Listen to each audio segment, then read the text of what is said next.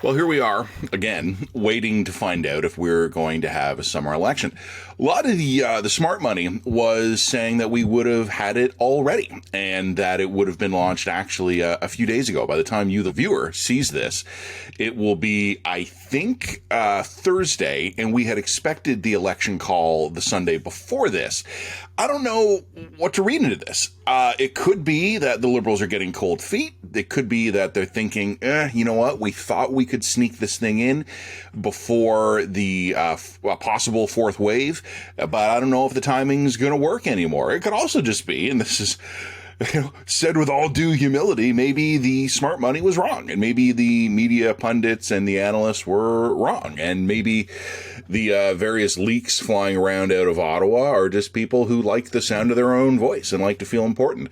I honestly have no idea what's going to happen. I've already done a couple of videos here where I've talked with you all about the danger for the Trudeau Liberals calling an election now. The opportunity is obvious.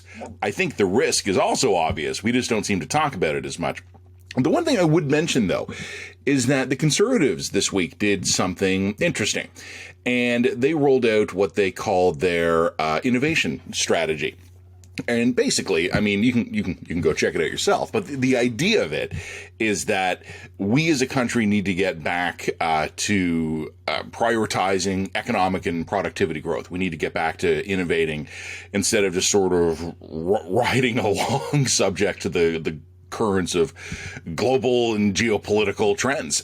Look, it's a great idea. The problem, of course, is that Canadians have never been particularly good at this.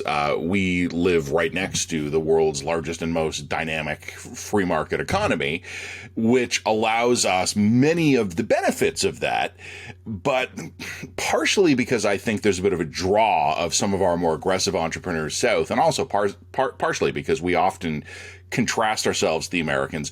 Canadians are more cautious when it comes to entrepreneurship, when it comes to investments, when it comes to innovation.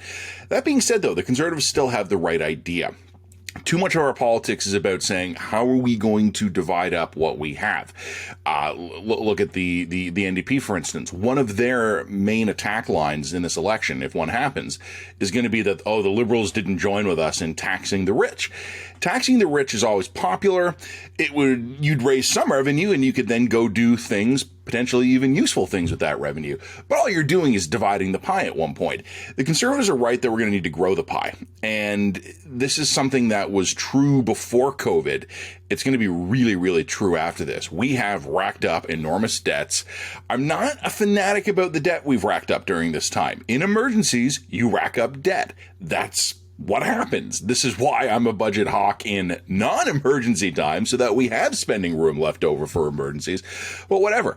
We were already facing big challenges, mainly kind of the demographic crunch of the baby boomers all needing their hips replaced at once.